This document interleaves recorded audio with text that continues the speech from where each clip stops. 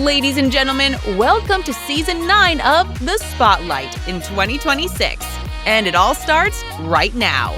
This week on The Spotlight, the co-hosts are clearing the table and catching up on hot topics and much more. Run, ragged, and recklessness? Former Vice President Kamala Harris drops bombshell claims in her new memoir, 107 Days, calling it reckless for Democrats to have let President Joe Biden decide whether to run again. How Biden insiders are reportedly turning on the former vice president following the release of her explosive revelations. Is she pulling back the curtain on behind-the-scenes campaign chaos? Newsom's trump card? The California governor has been waging a scorched earth campaign by mirroring the president's MAGA messaging to use against him. I like this one. Newsom was right about everything. That's right, yeah. And while some Democrats have him on the short list for the presidential ticket, he warns what else the future might hold.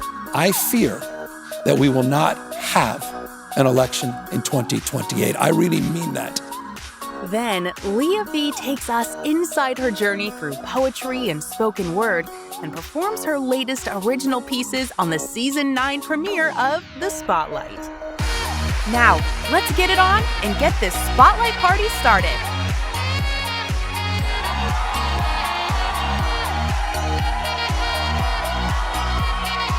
Hello. Welcome to the Spotlight, y'all. Welcome to the Spotlight. Welcome to the Spotlight. I am so glad to see you all again here. This is our very first show of Season 9, the first show of 2026. And as I would like to say, I'm Barbara Walters, and this is 2026. I just had to get that out because it was my favorite rhythm to, just get out here. But I do want to say thank you all for your continued support of the Spotlight all these 9 years. Let's make Season 9 the best year to come throughout 2026 here, okay? So with that being said, let's get into the hot topic, shall we? Former Vice President Kamala Harris has a new memoir titled 107 Days. It offers a candid reflection on the 2024 presidential campaign, particularly after President Biden's withdrawal from the race. The book delves into Harris's brief tenure as the Democratic nominee and her perspectives on the events that led to the party's defeat. However, the release of Harris's memoir has elicited mixed reactions. Some view her reflections as a necessary critique of the party's decisions, while others perceive them as self-serving. The timing of the book's release, about a year and a half after the election, has also raised questions about its motivations and the potential impact on the Democratic Party's future. So, what do you think or make of all of this here, basically?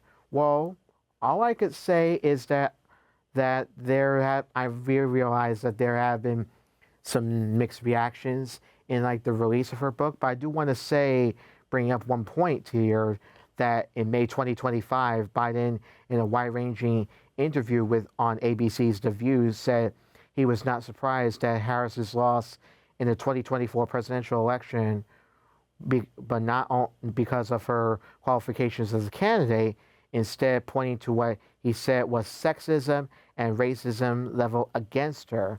And they said, quote unquote, Biden said, quote unquote, "I was not surprised because I didn't think the vice president was the most qualified person to be president.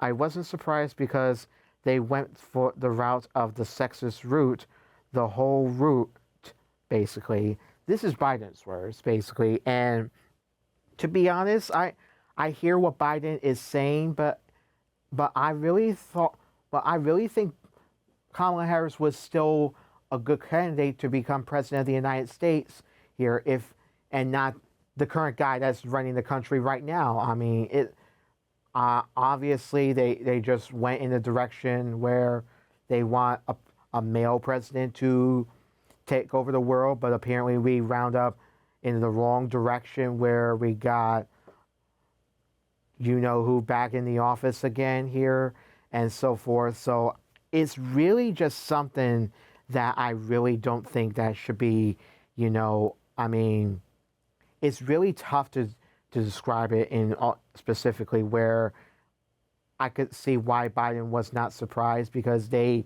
all want to vote for who, and I don't know why they saw Kamala Harris is not a good fit when to me Kamala Harris was a good fit to be the next president of the United States and to make history for the first time ever in our nation's history, basically. But I'll tell you one other thing here. Let me give you the key insights of Kamala Harris's book, 107 Days. The critique of Biden's re-election decision. Harris characterizes the Democratic Party's decision to leave the question of Biden's 2024 re-election solely to him and First Lady Joe Biden as recklessness, where she argues that such a significant choice should not have been left to an individual's ego and ambition. And another thing to point out is that there's defense of Biden's competence. Despite her criticisms, Harris defends Biden's abilities, stating that even at the time, at age 81 at the time, he was more knowledgeable, capable of exercising judgment and compassion than his opponent, who is now running the country right now, which is 47. I'm not saying his name, but giving the name DT is a bad name here. But she attributes to any lapses to fatigue and rather incapacity, I should say. Excuse me. Let me take a little sip of water for this. Delicious. Oh, yeah. But aside from that, also one point to mention is that the challenges with Biden's staff, where Harris expresses frustration with Biden's staff, accusing them of rarely defending her against Republican attacks and fueling negative narratives about her performance. She suggests that their actions undermine her efforts during the campaign, basically. So, I really need to read this book to find out more about why all this is going down, basically, and it's like, and why Kamala Harris got defeated. And I hope by the time 2028 comes here, we will have a new president that will put us back in the right direction, and hopefully it'll not be the guy in the White House again, because obviously there's been speculation that he's trying to run for a third term, which I hope he won't do here. But if Harris wants to run for president again in 2028, she has my vote for sure. So that's basically it here. And basically, so let me see if I'm reading this correctly. Here's one thing I want to mention here. Even the stakes were too high, Harris writes in the book. This wasn't a choice that should have been left to an individual's ego and individual's ambition. It should have been more than a personal decision. Throughout the campaign and in its wake, Harris has avoided much criticism of the president, and she served beside and defended him amid questions about his mental acuity. And I think they're referring to President Biden at that time, basically. And in the book, Harris continued to defend Biden's ability to do the job and describes him in 2024, especially at the time of his debate debacle, as tired. And quote unquote, I'm going to read this quote here. On his worst day, he was more deeply knowledgeable, more capable of exercising judgment, and far more compassionate than you-know-who on his best. But at 81, Joe got tired. That's when his age showed in physical and verbal stumbles. This is what Kamala Harris writes.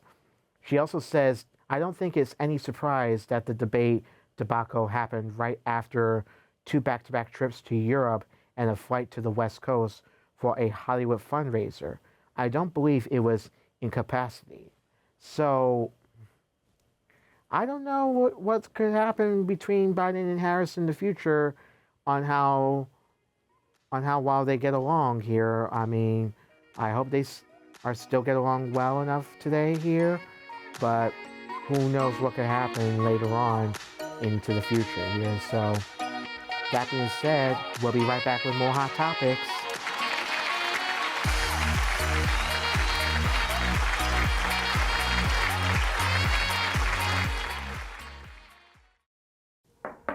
Hey Jada, how are auditions? No callback. Sorry. Do you want to talk about it? Not really. Do you want to make some content later? Yeah. Okay. Yeah, we can. So I'll say this when you say something. Dear Jada, over these 4 years you have changed and grown so much, all for the better. Look at where you are now. I'm so proud of you. And you know I'm always here for you. Jade. Follow at Seize the Awkward for tips on how to start and keep the conversation going. There's nothing like celebrating a big play. But now, we're celebrating something bigger than sports. 1, 2, 3, love your mind! I'm healing all areas of my life. We all go through ups and downs. It's important that we're able to recognize those and talk about those with everybody. So when you see us hit this, it's a reminder to love. You're mine.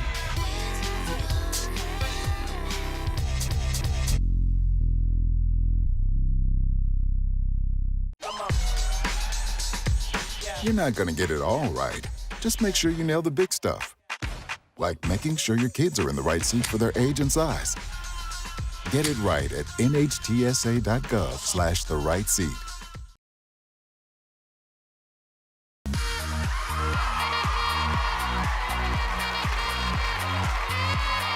So welcome back. California Governor Gavin Newsom found ways to get under you-know-who's thin skin and drive MAGA crazy just by using his own tactics against him. He's been posting in all caps social media posts, over-the-top memes, and coming up with insult nicknames for you-know-who and his inner circle. Newsom told Stephen Colbert back in September why he's thinking it's working. Take a look at this. Here's an example of you aping someone's style. I'm not going to say who. And it says, wow, what an honor on Mount Rushmore. Thank you. Okay. Wow, an honor. Thank you, Nobel Peace Prize. So Feels good. It does. It does. It feels congratulations. good. By the man. way, thank you for acknowledging. Yes, Well, congratulations. you got to. You earned It's in that. order. You earned that. You got some pretty good merch here, Yeah, too. no, thank you for that. I like this one. Newsom was right about everything. That's right. Yeah. Everything. What people appreciate is that we're willing to fight, and not only fight symbolically by having a little bit fun, but fight substantively. We have 41 lawsuits against this son of we're pushing back and we're winning. I fear that we will not have an election in 2028. I really mean that in the core of my soul, unless we wake up to the code red, what's happening in this country, and we wake up soberly to how serious this moment is. Yeah. So will trolling you-know-who help Newsom in the future or something? I mean, the way Newsom was going at it is like, I like what Newsom was doing to fight back against after what all the issues that have been occurring here ever since who took back the office again here. But I mentioned earlier in the show about where could there be a possibility that who could run for a third term here. But I hope is not going to be the case here. But let me bring up this here, okay? Under the Constitution as it stands, who cannot serve a third term in office is explicitly barred by the 22nd Amendment, okay? Changes to the Constitution are extremely difficult and rare, as they require 2/3 majority vote in both the House and the Senate. And states can also spur an amendment, but it requires 2/3 of the legislatures to call a constitutional convention and 3/4 to ratify it, or I should say 3/4 to be specific here.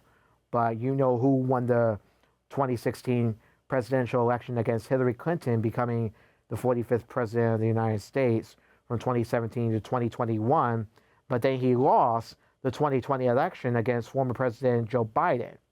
And then obviously, you obviously know what happened in 2024, where you know who won again.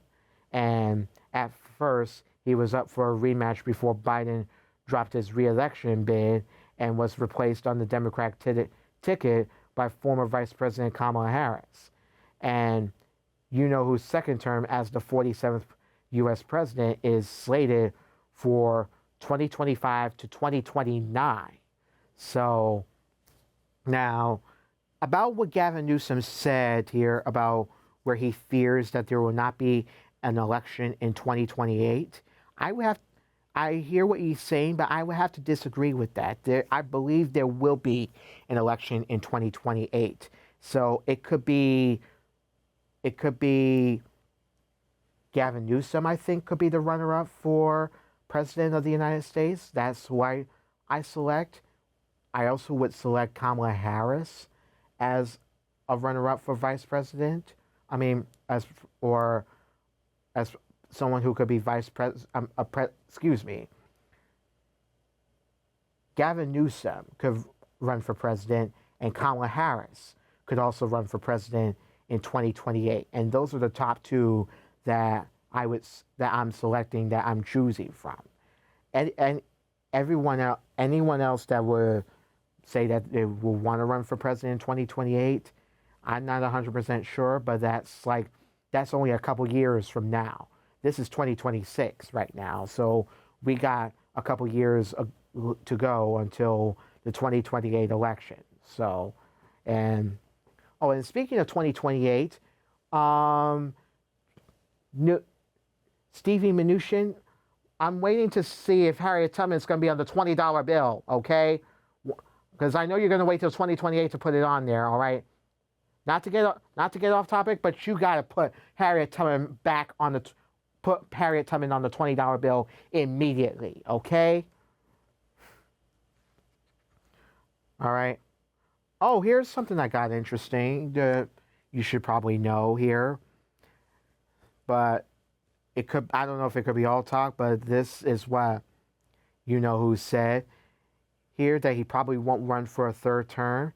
He has repeatedly floated the idea of running for a third term on his second presidency. In a March NBC interview, well, I guess March of last year, 2025, he said that there are methods to make it happen, including if Vice President J.D. Vance runs for office and then hands the role to you-know-who. And in a later interview with NBC's Meet the Press that aired on May 4th, 2025, you-know-who backed off the idea, saying that he was not looking to run again. And this is what he said. This is what you-know-who said. I will say this, so many people want me to do it. I never had requests so strong as that. But it's something that, to the best of my knowledge, you're not allowed to do here. I don't know if that's the constitutional that they're not allowing you to do or to make anything else of it.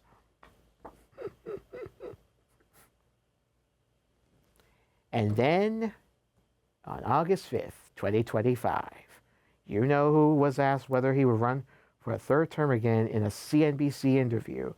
And then he says, no, probably not. Probably not. I'd like to. This is what he said. And he also suggested to reporters that Vance was most likely here on the MAGA movement, though Vance has dodged talking about the possibility.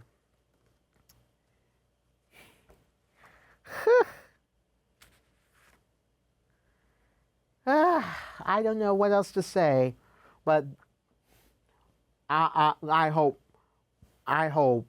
there will be an election in 2028, but not with this person that I just referred to, that I just read, that I just, did just now, or, So, we'll be back, okay?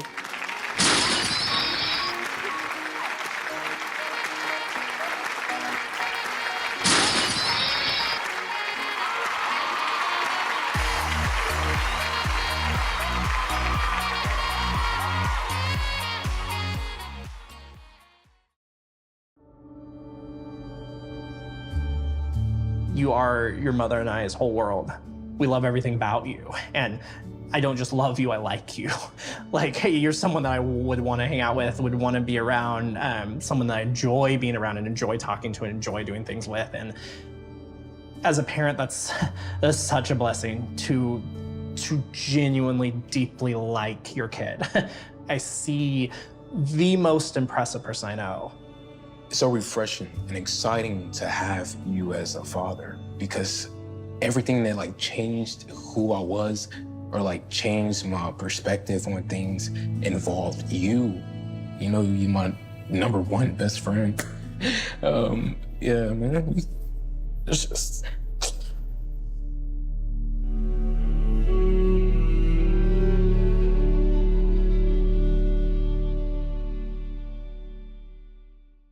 So you see, son, good manners are important. Should I go through it again? Yes. Yes, please. Yes, please. Exactly. Always say please, thank you, you're welcome, excuse me, sit up straight, hold doors open for ladies. If the door's locked, knock first. Don't burp, don't swear, don't stare, don't use bad language, or talk with your mouth full. Keep your elbows off the table. What table? And don't interrupt. Cover your mouth when you cough or sneeze. On the bus, give your seat up to anybody who has trouble standing. Bottom line, treat others the way you want to be treated. Got it? Got it. Good talk. Most parenting is hard to do in just 2 minutes. But 2 minutes twice a day making sure they brush is easier, and it could help save them from a lifetime of tooth pain. Firearms are the #1 cause of death among kids. But we know that healthcare workers can make a huge difference. This is why prevention is absolutely critical. Let's agree to agree that we all have a role to play in ending this crisis.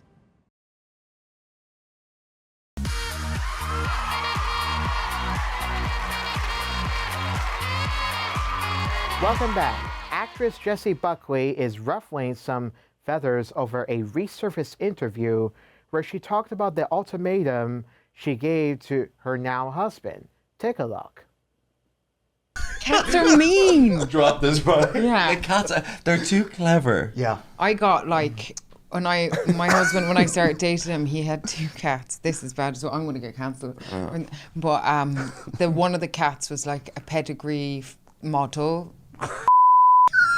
And she staged like a coup against me. I'd come home and there'd just be like poo on my pillow. Right. And I was like, it's me or the cats. It's me. She didn't like this interloper. This is my house. No. And you took over. But I won!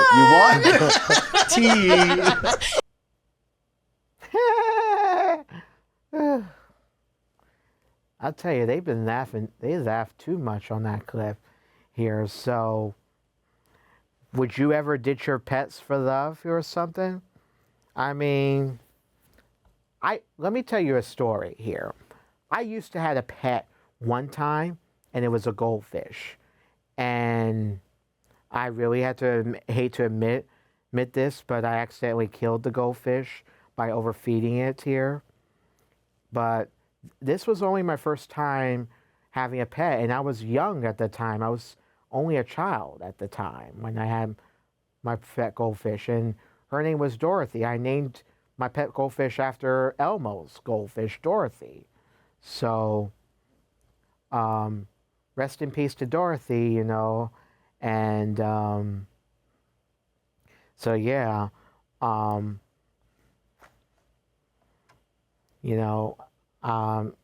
and yet we didn't have a proper funeral for the goldfish, unfortunately, because I lived in an apartment building at that time here, so we had to flush the dead goldfish down the toilet, unfortunately.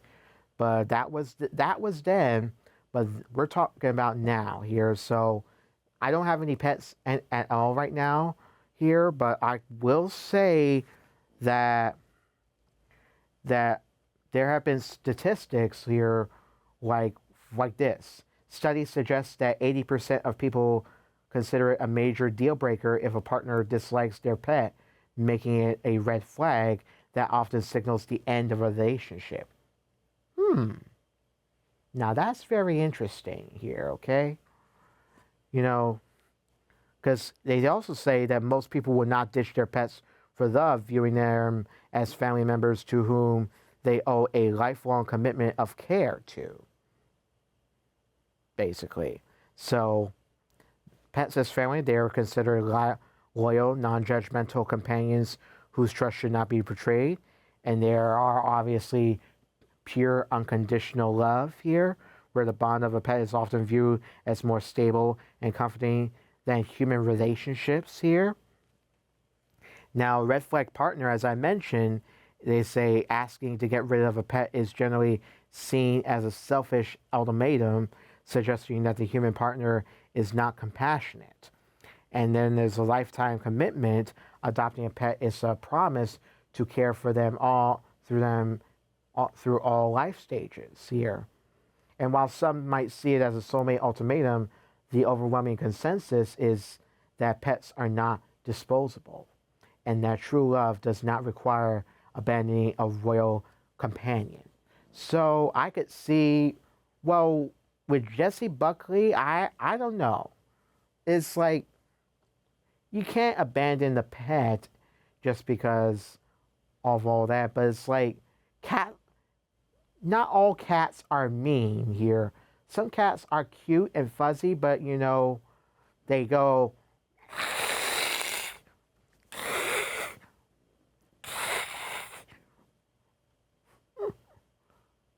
and I think that, you know, I think that's probably what Jessie Buckley meant, is because they go like, they hiss a lot or something, you know, because the ultimatums that Buckley shared that the antidote and participating might get her canceled, knowing that the cat specifically made her uncomfortable. And the public reaction to the story, which also involved actor Paul Mescal in the discussion, received heavy backlash, with many social media users calling the ultimatum a red flag and disappointing. And the clarification following the uproar reports indicate that she attempted to walk back her comments, though some deemed the clarification as insufficient. And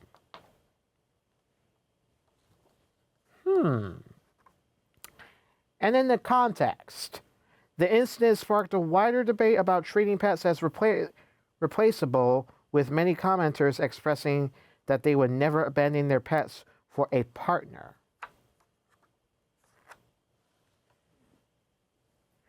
Like, why can't we all just get along? Whether if it's both humans and pets. We could all just get along with the pets no matter what happens here, okay? So, there you have it, okay? We'll be back, okay?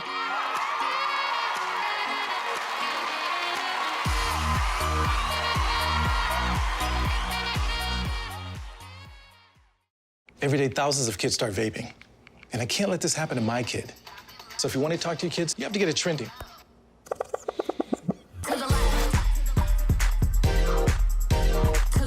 No, you're doing it wrong.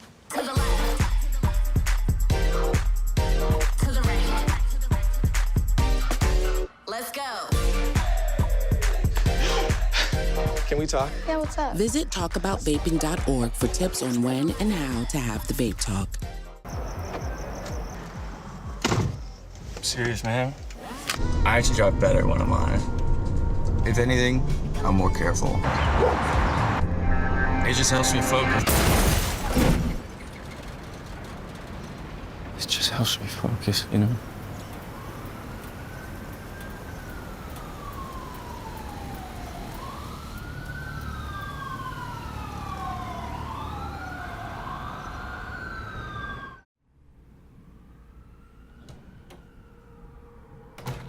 Oh, hey, I didn't know you were home. Yeah. What have you been up to? Nothing really. Are you okay? Yeah, it's fine. Are you sure you're all right? Yeah, I'm fine. Sister's dinner. Okay, cutie pie. Okay, you're getting out of control. This is like my favorite part of living together. Actually, same. Thanks for checking in. Of course. Start and keep the conversation going. Follow at Seize the Awkward for tips.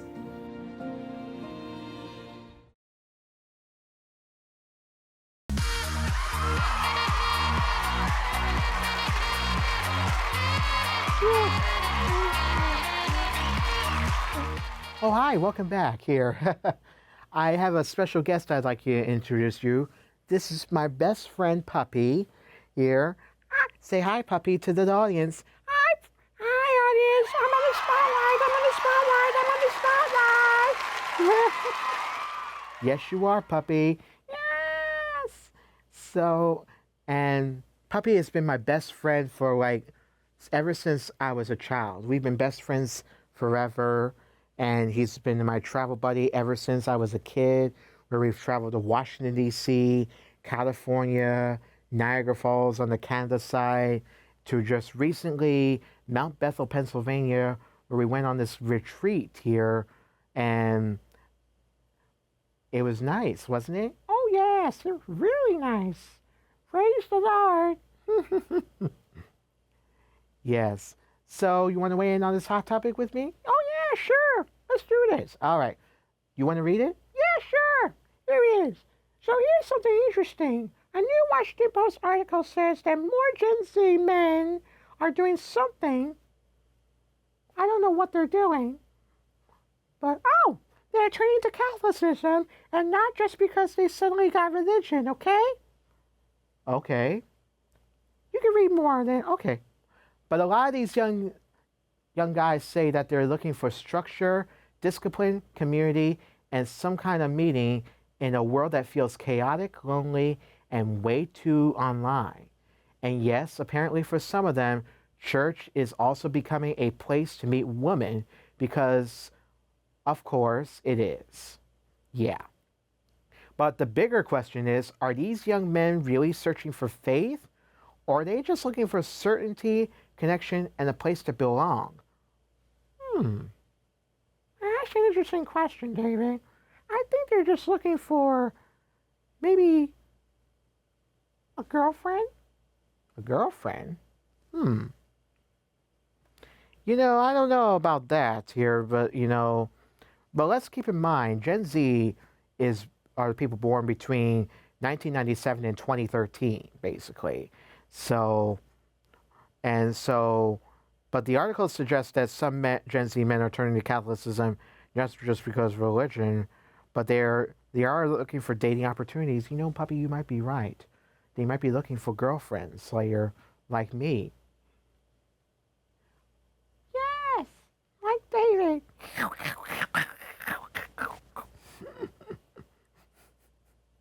We gotta put you on Sesame Street, Puppy, okay?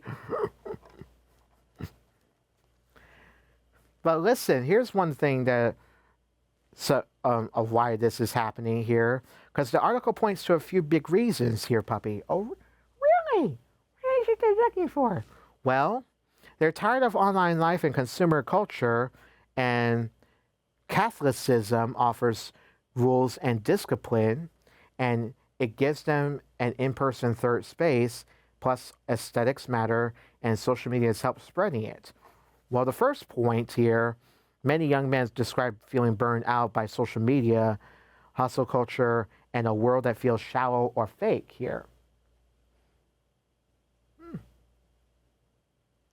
Oh, my. But Catholicism can feel like the opposite, embodied, serious, and rooted in tradition. There's so much going on here, I tell you.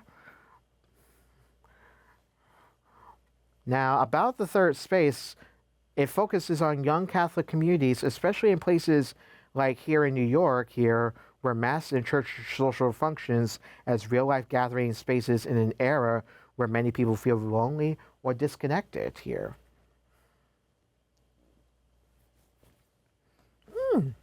Wow, that is something. I don't know what to say. What is my brain doing? I really cannot answer that question, Puppy, but all I could say is that I really don't know what else more to say about this here, but but I think this is all about romancing and dating in particular. And just, finding faith. So, Puppy and I remember this quote here, okay? For we walk by faith, not by sight. Yeah. So, yes. So, in the meantime, Puppy, thank you for laying in on this hot topic, Puppy. Oh, you're welcome. Can I stick around for the end of the show? Yeah, sure. We got a big surprise coming for you that we would like to have you join us. Oh, yeah, sure. I can't remember what it is. Oh, you'll see, because Leah V is up next here, all right? We'll be right back, y'all. Oh,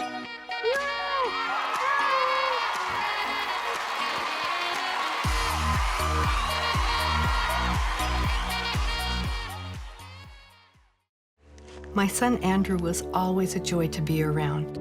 I always taught him to be accepting of other people. That's why when Andrew was suddenly fired from his teaching job for being gay, my heart just broke. As a parent, how do you prepare your child for something like that? I hope we get to a place where people will be treated with respect, equality, and love. This is the story of how Big Tobacco targeted our community. They used Pride events to push products like menthol cigarettes. Publicly, Big Tobacco made ads defending our freedom and the right to choose. Privately, they created Project Scum to target gay and homeless people. Now, 1 in 3 LGBTQ smokers use menthol cigarettes. Don't let them use your colors against you.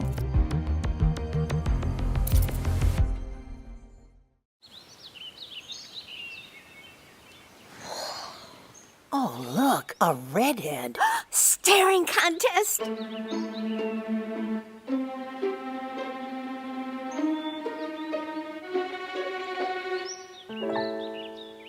You still got it. I know. Come alive with the forest. The dad was cute.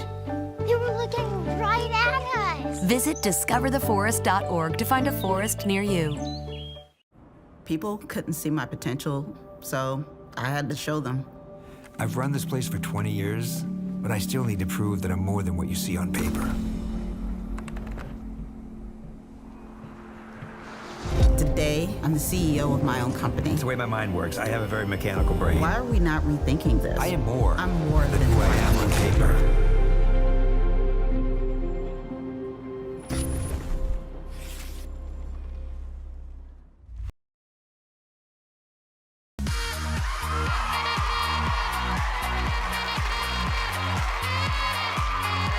Hey, as a Puerto Rican writer, performer, and creative producer, her work blends incredible wordplay with powerful storytelling. She's been lighting up stages across New York City for years, from sold-out shows at the Apollo Theater to her one-woman poetry play, The Long Way Home, at the Triad Theater. She is bringing poetry to life in a big way, performing her spoken word pieces, Doncellas, and 29 for the umpteenth time. Please welcome the lovely and talented Leah V.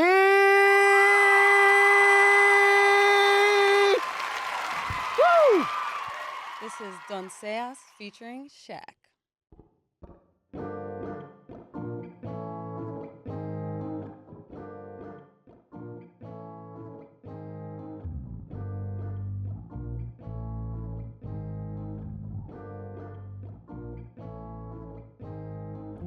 all of the maids in Manhattan.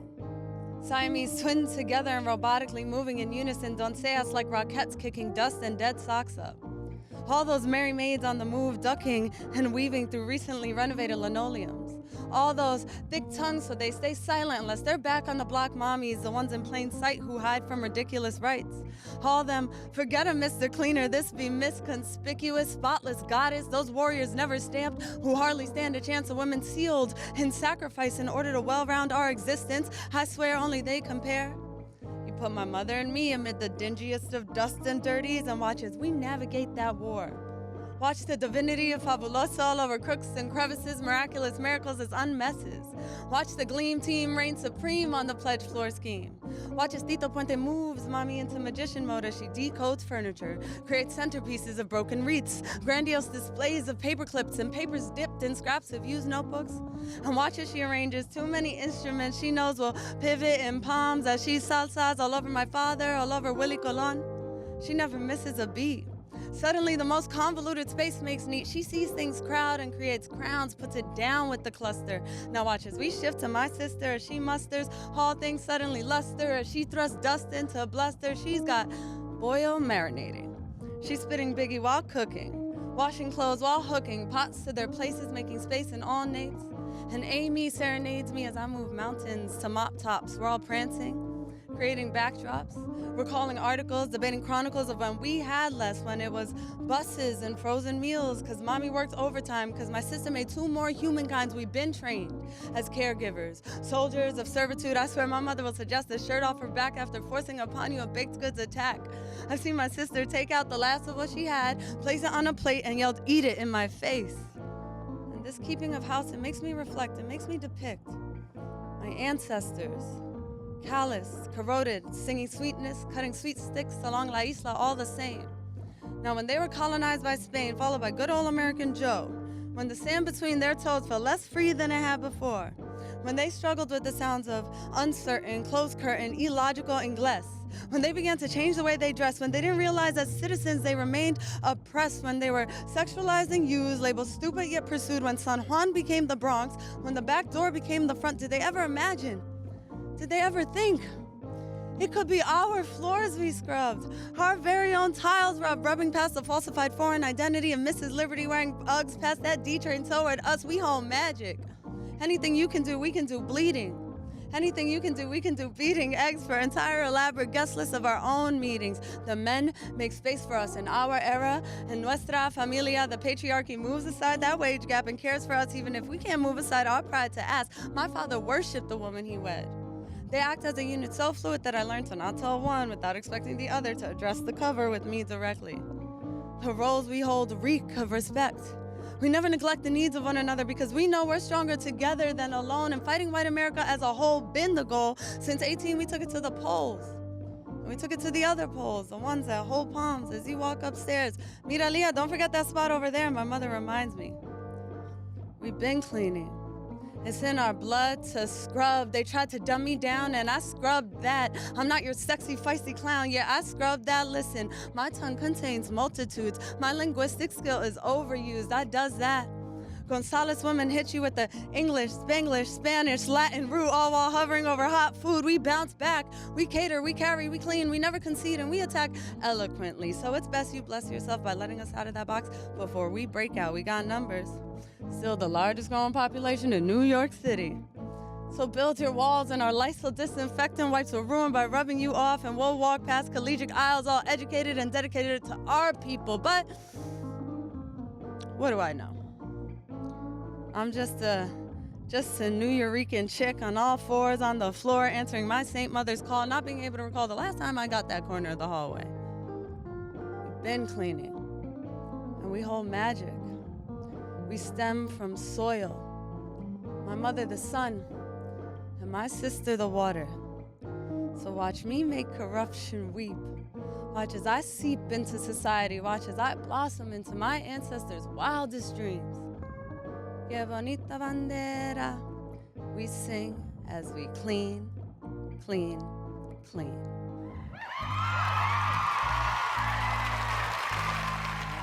This is 29 for the umpteenth time.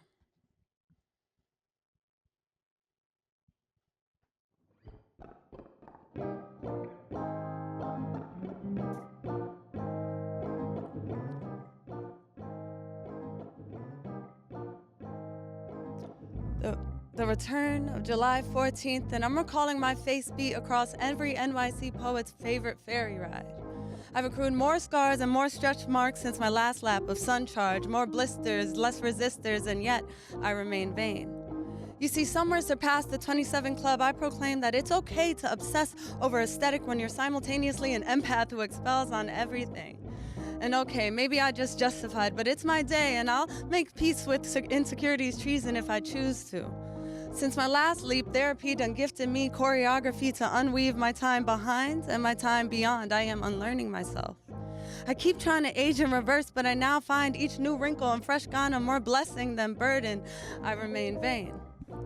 At the festival, this girl said, I can't believe you put on makeup in this heat. Baby, didn't you know I aspire to be the Latina Barbie my girl Jen never had within reach? Listen, when you look good, you feel good. And it took this warm body too many moons and wounds to make that ring true. To expel stage energy when I couldn't get up off that couch. So yes, in full eloquence, I always show the I dress all the way up and all the way down, because when the brain badgering of news rained nothing but venom on my innards, I was forced to bow down to the PTSD that didn't give not a one damn about my priorities, and I got up off that couch. I get up off that couch, verbalize my blessings, let gratitude leak from all this mouth. I try to provide flowers while my people can still physically breathe. I keep a plethora of platonic lovers, and I drink these daily pools of poetry. And yes, I still keep some pocketed regret. Despite my message, I still despise my size and each prize picture taken of me, but best believe I'ma post that shit. D told me it's only a thirst trap if someone gets caught up in it. And trust I'm the baddest I ever been while my left hand glistens and gleams. I keep an existence only once existent in my wildest dreams. I do all of this while still medicated and clinically whatever. So clever it be, I ingest book after book as I mold my own galaxy. And I got all these gorgeous people planets surrounding me through every sin and travesty. And I get to hug those humans a lot and often. And okay, I'm still configuring my X-year plan, but guess what? That vision no longer contains my own coffin. I remain vain. She said, I can't believe you put on makeup in this heat. Baby, I was brewed in the sun. Let it leak all over me. I like to look good. I dress myself like the doll they should have made of me when I was stained like plastic, but made of old wood. And yes, I'm still up. I still be seeking too much. But I know now that my skin and my coil all boiled concocts the softest of sand. And on this long-legged land, I've written many a recipe since last season's past. I mix my water with oil. I make the most delectable soil. And each day I get to bet on the beat of my very own drum, on the hum of my instinctive melody. I am blessed to be here. All age compiled, still wild and running through my stunning beam of imbalance. She said, I can't believe you put on makeup in this heat. And with my teeth all large, I looked over at she. Trust I know this much of my perpetual peel. I'm everybody's treat, but I'm not everybody's meal. So I replied all sweet, cause this last year taught me just how to pause to release. Plus, I adore my being. Still blossoming Barbie, way beyond real. I replied, you should be way more surprised I'm not out here in heels. So last year, I abstained. Remain vain, but this year I devour.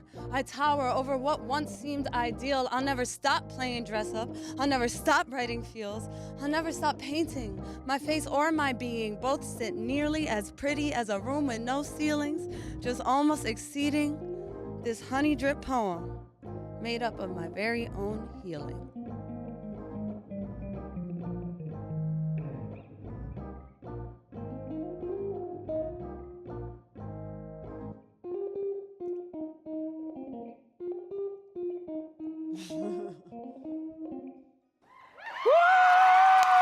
Give it up for Leah V and her guitarist, Shock, y'all! Yes! We'll be right back in a moment.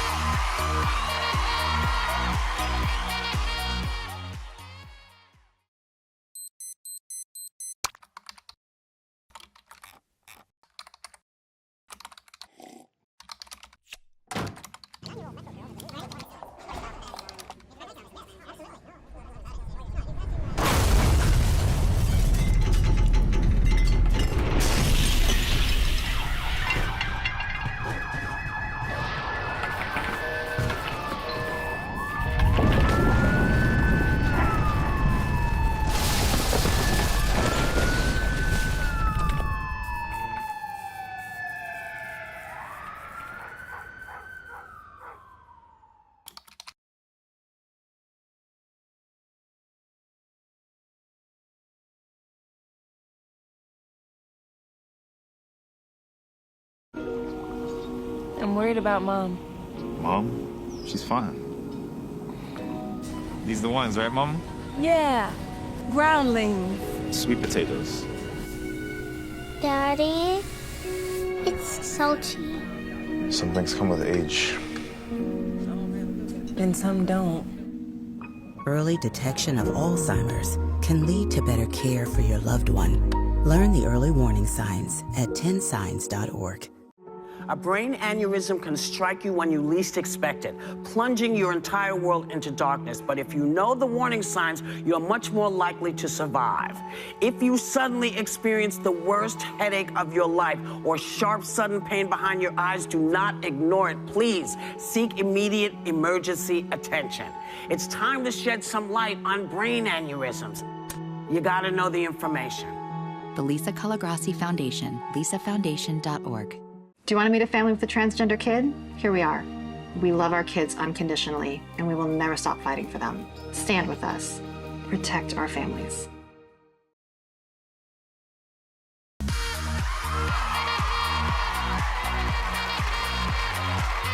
Hey y'all, we are back with Leah V and her guitarist Shaq, who have gave great, outstanding spoken word performances here. And let me tell you this, oh, I forgot one thing.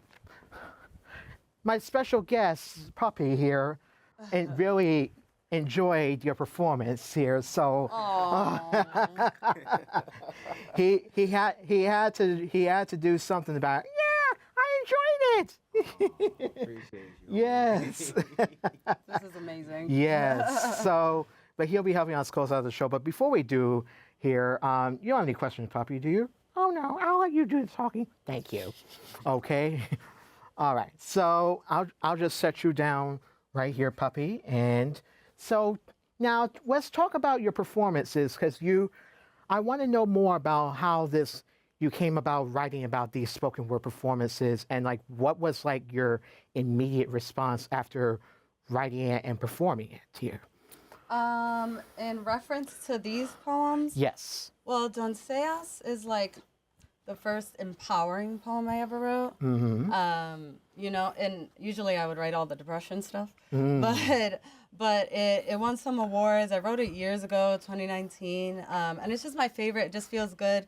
You know, we add some Latin jazz with Shakasaurus, as I call him, and it all just falls into place. My other poem that I did, 29 for the umpteenth time, because you will not ask me my age. I am 29 forever. But that was written around my birthday, and it was just an honest reflection about where I'm at right now, you know, as a woman and as an artist, and just really taking the time to celebrate myself. Really? That is so cool. And how did you collaborate with Shaq and like basically with your spoken word performances that you do, and as well as other musicians here? Well, Shaq is my right hand for most things. He's been performing with me for many years now, right? Since 2018 or something, 2019, I don't know. Pre-pandemic, yeah. But he's just my go-to, not only because he's a brilliant artist, but also because he is very creative and he has a lot of ideas. So for the show that we've been putting on together, which is The Long Way Home with Leah V and Friends, he's really played like a very important part as what I call the only other person on the train, because the show takes place on a subway train. Yes.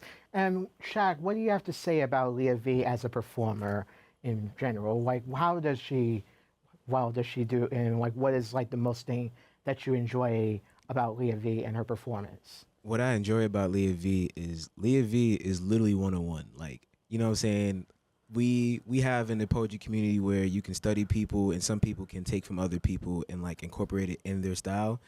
I haven't seen anybody like be or try to imitate Leah V, because Leah V is her own, like, you know what I'm saying? So it's amazing how like I love how distinct you are, and nobody can literally be you because you are you. You know what I'm saying? Oh, thank you. And Thank you. being off Broadway so many times, and everything that she writes about is literally like from experience and what she goes through and whatnot. You know what I'm saying? And I really adore that. And in the poetry community too, you know, for someone to be able to do a 5-minute poem and still captivate people's attention is something so iconic. because not a lot of people could do that. Exactly. So, it takes a lot of hard work and dedication in doing that, for sure. Absolutely. It's a skill. Yes. It's a skill and a talent. Yes, definitely. Listen, time just goes so quick here, you know, and we definitely got to have the both of you back for sure here, Absolutely. you know, and we give it up for Leah V and Shaq, y'all. Our special thanks to both of them for being on set here, and you know, our special thanks to you for you all watching us for the past 9 years as we start our 9th season on the air of, you know, we're almost on for a decade, and can you believe that our next episode is going to be our 100th show? I cannot believe it. Iconic. It is going to be iconic. We got a lot in store for you coming up for our 100th show and throughout our 9th season. Stay tuned for that here. I want Leah V and Shaq to help me close out this show out loud, and I also want Puppy to join in on this because I think he knows what I'm talking about here. So we want you all to have a great week. Good luck, be well, be safe, and take a moment to have fun, express yourself, and keep it 100 like us we do. We always keep it 100. Take a little moment to have fun, express yourself, and enjoy the spotlight! The spotlight! Woo! Thank you. Yeah.